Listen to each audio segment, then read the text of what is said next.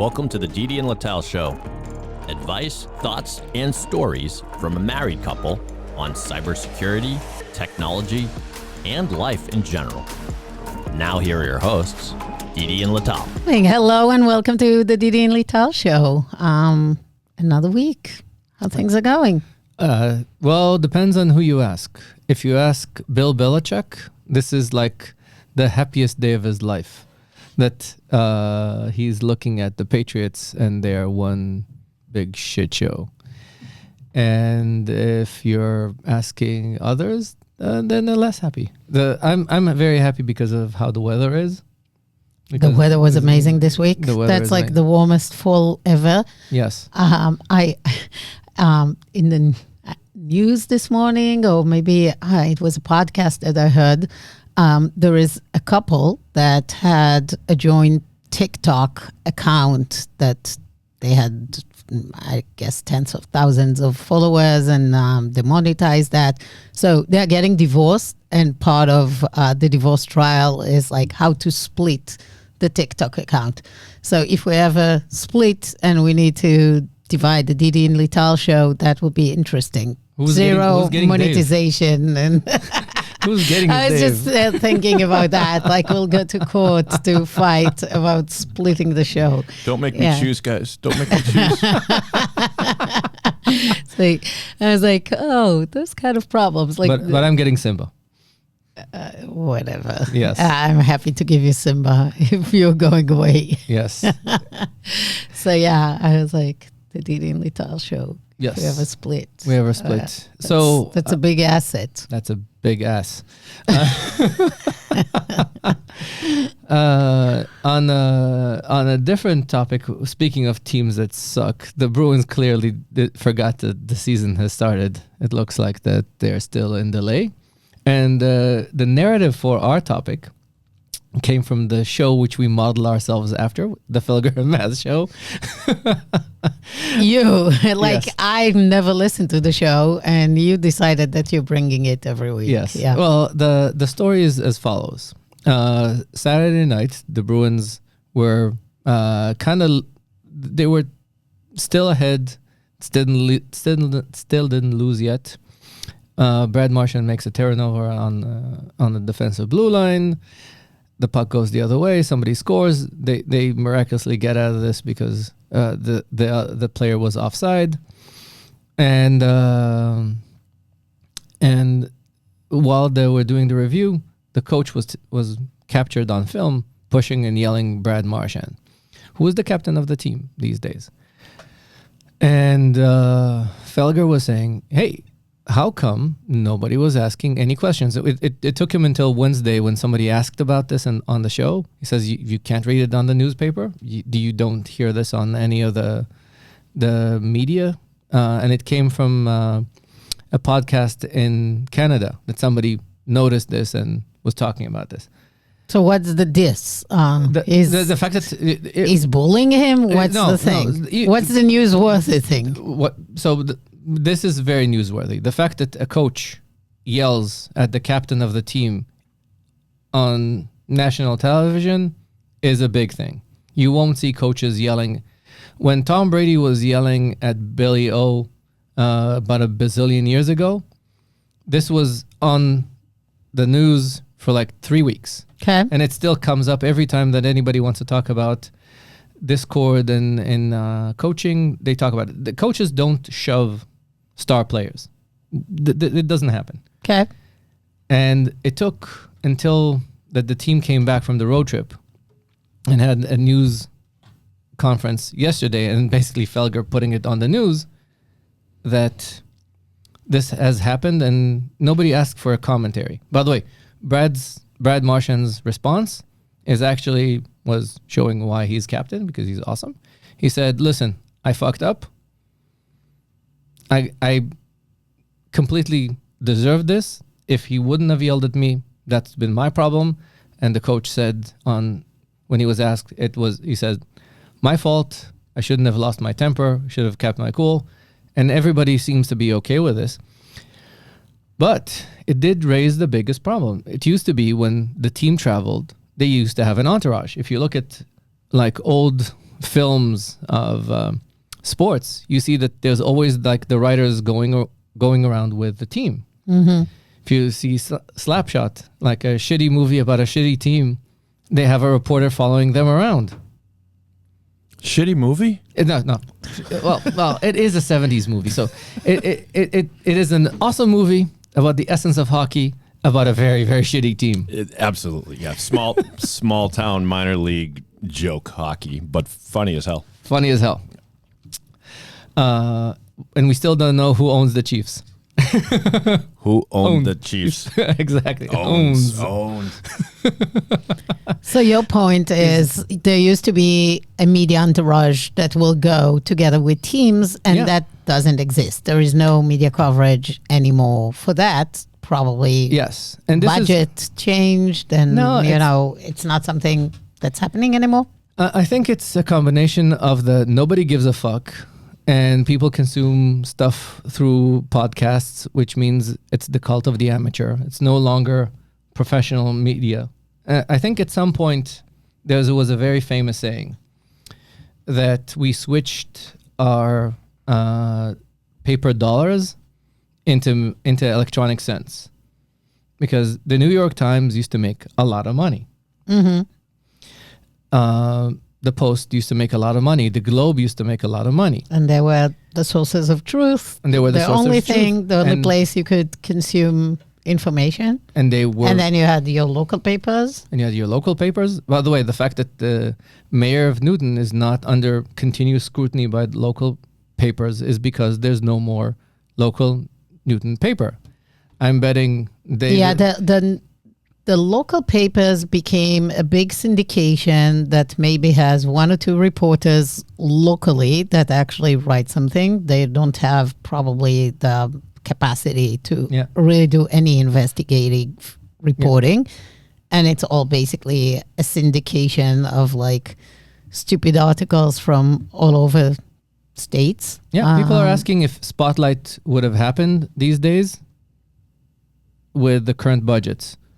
Spotlight is the famous story of the priests molesting. We saw the movie. That was the Boston Globe Yeah. that did deep investigation into Catholic Church Yes. at the time. Yeah. Yep. People assume that this will not happen again because nobody has the budget to do these investigations anymore. Nobody has the capacity to do these things. And this is Boston, one of the richest cities in the U.S.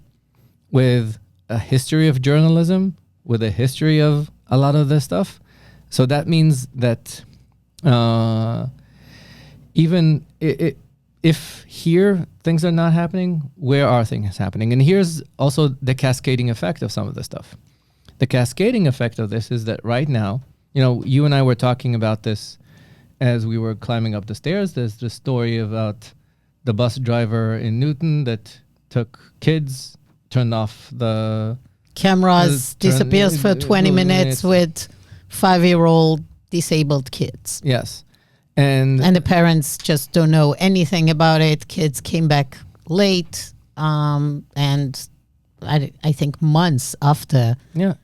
they track and they realize that he turned off the cameras, turned off the engine, and spent 20 minutes with a few kids. Nobody knows what happened during Yep. that time.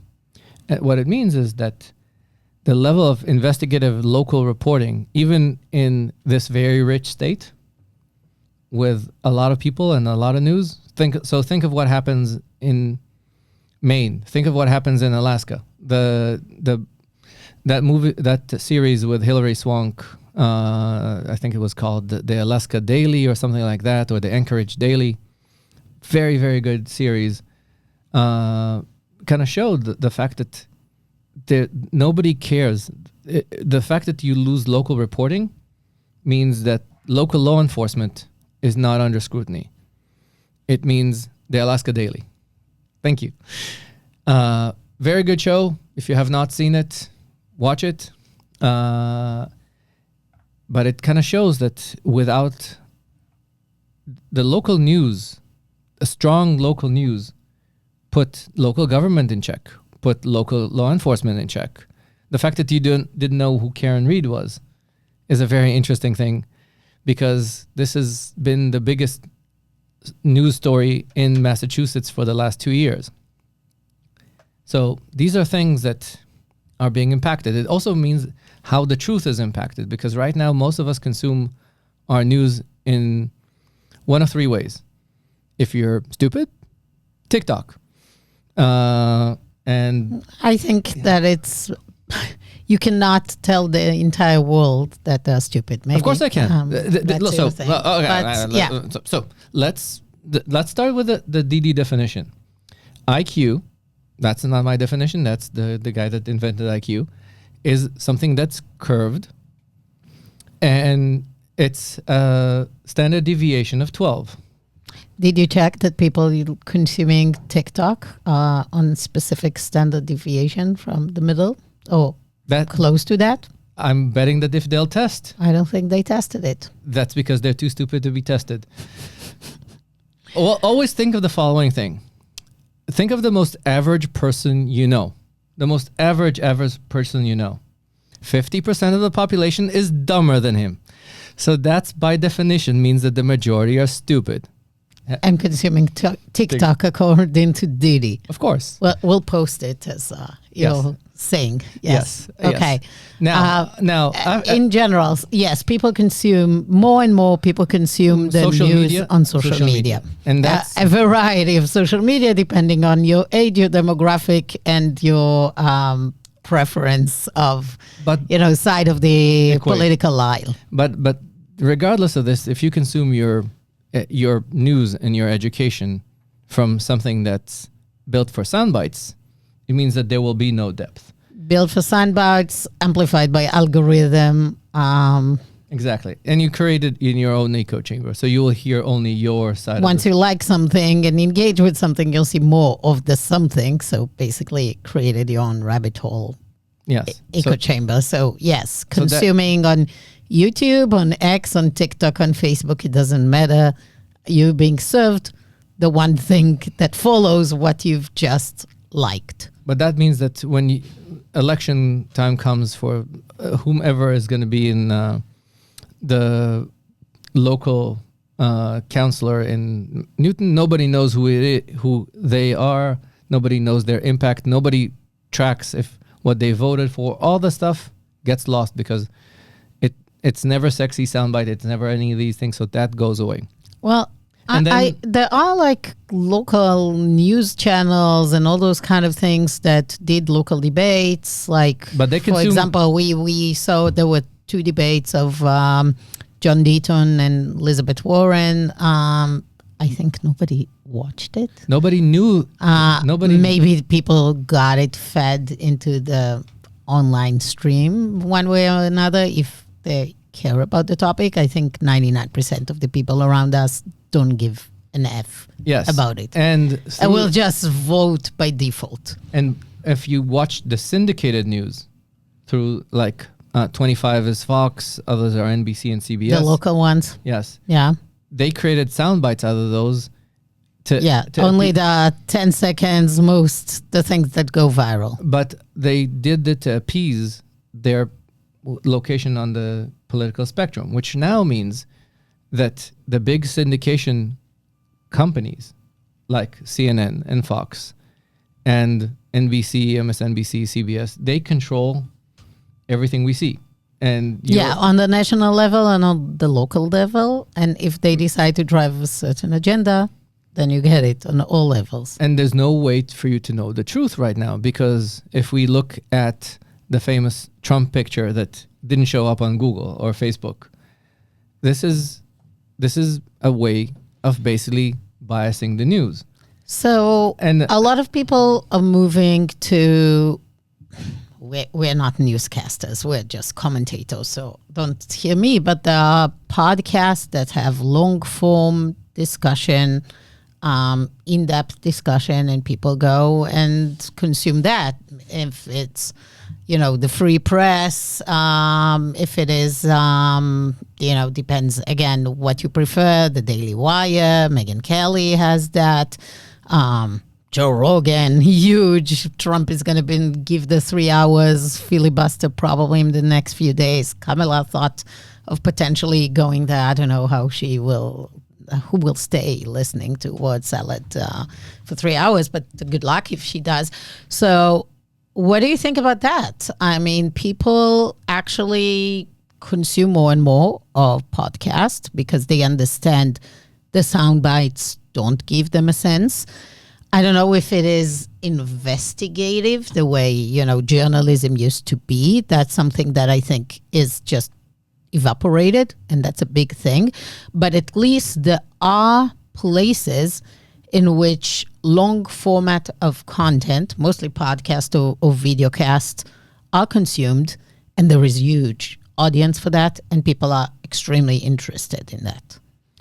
So if you look at this, most of them are biased. And with the exception, as I said, each one comes with whatever he is, and his personality and his political affiliation. Yeah. Now, Joe Rogan is a very good example of this because he has, I keep him very much apart from Barry Weiss is doing what Barry Weiss is doing because of her axe to grind with the New York Times and the fact she's doing awesome job. Yeah, but she's a real journalist. She's a real journalist. I don't know how much this is investigative journalism, but she does have in the written part, she has good stuff. Yeah, but the fact is this is funded. This is funded by somebody. No, subscription, she calls for subscriptions. She calls for whatever. This is probably funded by ads, like everything. She has ads. Most likely than not, this has some form of backer, like the ADL, like Sheldon Adelson. So somebody. I don't think she does. Somebody like that is funding this. This is too well funded unless she has independent means. So, for example, ours is funded by us. And if we were not well off, we couldn't do this. So most of these things eventually come to funding and who's funding this. Everything. Right. And Joe Rogan is not a real journalist. And the majority of people that are doing... He's an entertainer. He's an entertainer. And awesome one. Awesome one, but he's an entertainer. Same as Howard Stern. And this is... True. And this is and this is part of the problem that journalism and the standards of journalism. One of the things that... the guy that you really don't like. There's a lot of them. I don't know who you're referring to. This Week Tonight, John Oliver. John Oliver basically said in a very clear interview with the New York Times that he is not a journalist and he is driven by his political agendas. And he's very clear about this. And he doesn't... At least he says it. He does not apologize for this. He says that he has an agenda. CNN doesn't say it, and then they're the same. Exactly. And this is our little antitrust problem. So I listened to a podcast that was like falling into European communism. It was a Swedish dude interviewing a Dutch lady, where I got to enjoy an hour and a half of European non-distinct accent. Sorry, team. You're basically enjoying the same thing when you're listening to us. And it was very much like everything she said pissed me off, but it was also very to the point. And I'll give an example. One of the things that she said, she was going after Elon, like all Euro communists are now going after Elon. I said, listen, he controls the narrative. But it's very, very true that between Google, Elon, and Zuck, they control 99% of what people will read in the world. Yeah, but they're on the extremes of the political map, it's fine, I guess. If Elon would have not bought Twitter, everybody would have been on the left. Everybody would have been on the left. And the same is true for the news outlets. MSNBC. If not for Fox, everybody would have been on the left. Yes. One of the things I really hate the October 7th event is now that I need to consume Fox News. To neutralize whatever you get from the other side. But networks. This is the problem. Both reporting levels have declined significantly It's like journalists themselves turn from being investigative, go deep, into just they are into political activism. I think it's like a significant shift that happened with the shift in the paid model, monetization of the industry, the shift to social media. It feels like there are no more driven by, getting scoops, getting to the truth, getting, to the depth of things. And they're all there to drive a political agenda, indoctrinate to whatever they were kind of their beliefs, sets of beliefs. Yeah. And this is my problem and the truth is no longer a thing in journalism. Yeah, and that's my problem with the regulators right now, because, and this is while Madam Khan that wants to deal with Amazon, with Adobe buying Figma, she should be dealing are those media outlets monopolies? And how can you because if I don't think they're monopolies from the monetary standpoint. They're all failing financially. They're failing to the ground. But this is the thing about antitrust. What they're doing is they're driving the content. If anything, it's the basic of the word trust.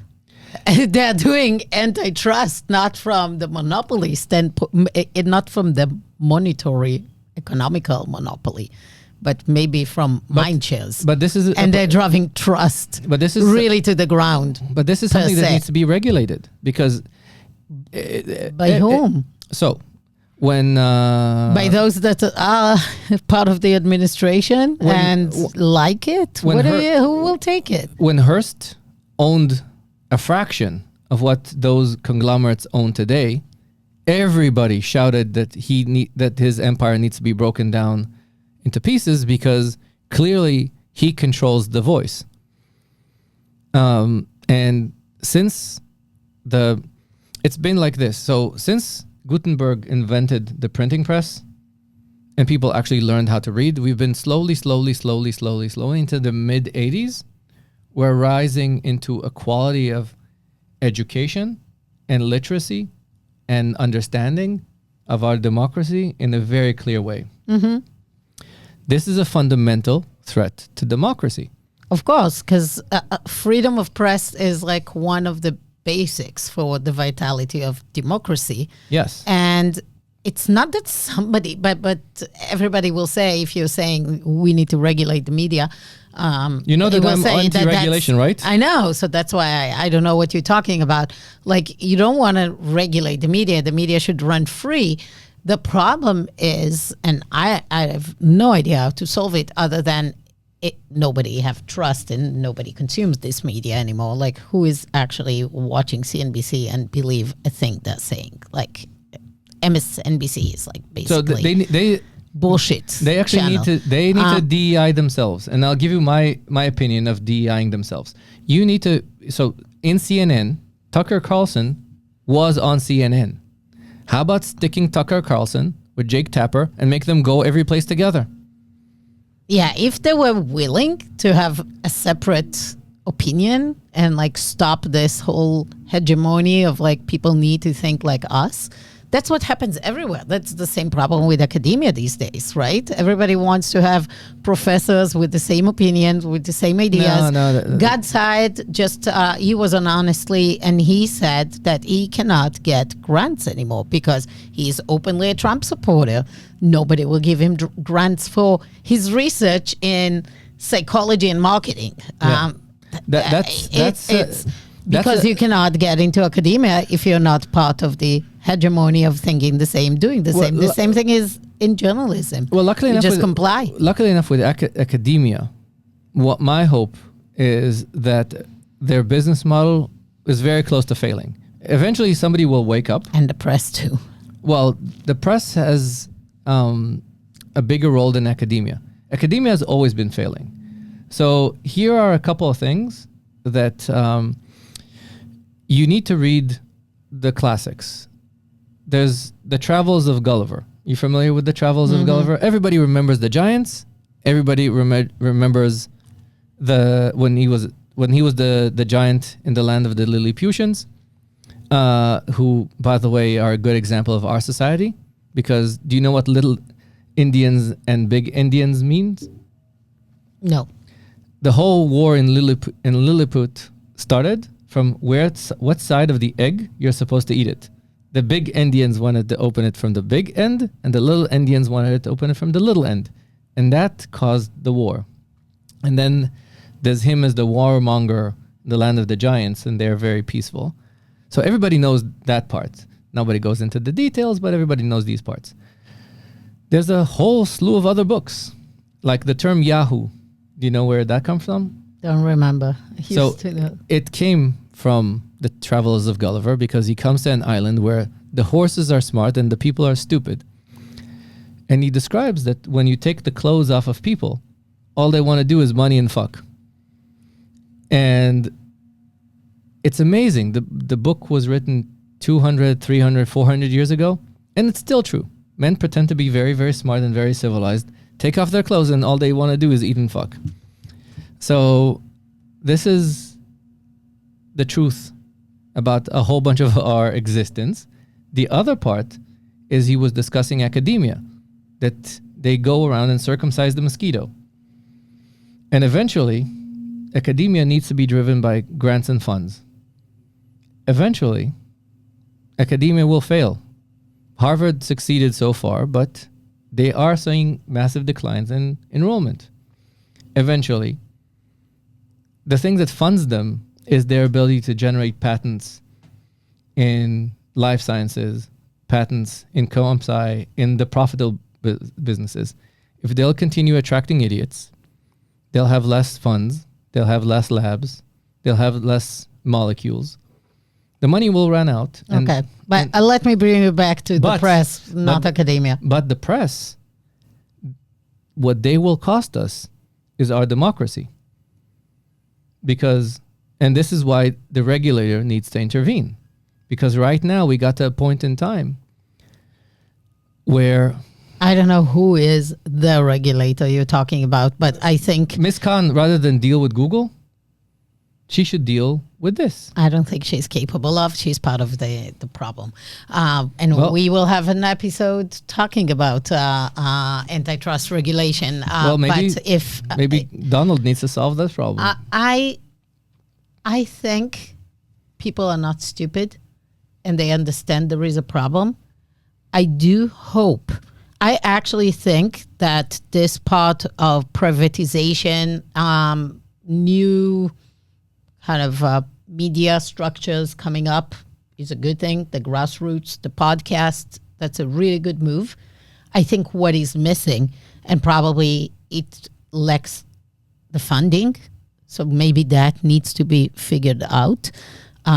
Maybe people like Elon, people like Barry Weiss can find a way to build this structured in which you will pay for curious kids that want to grow back into real journalism to go and investigate and do the hard thing, which is, writing those freedom of information requests to every township and every state and get the data about the budget and spend and what the corruption is and go talk with local people.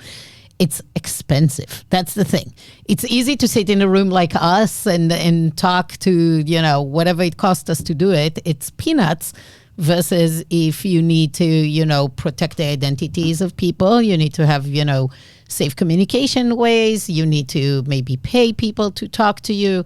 There's a lot. It's an infrastructure. And I think that's the problem. It's an expensive thing with no big ROI. The ROI is our freedom, is transparency, is us knowing what's going on. And there is something that, we as a community, as a society, people that care, maybe there is VCs that needs to go into that. There needs to be money going into investigative journalism, and it needs to be back on the table now. And it shouldn't be under back under the failing traditional models. I agree. Here's my proposal model that I don't know if you'll like. I was thinking about this as we were doing this talk. I'm going to go talk to my friends in Newton, and we have enough rich tech people in Newton.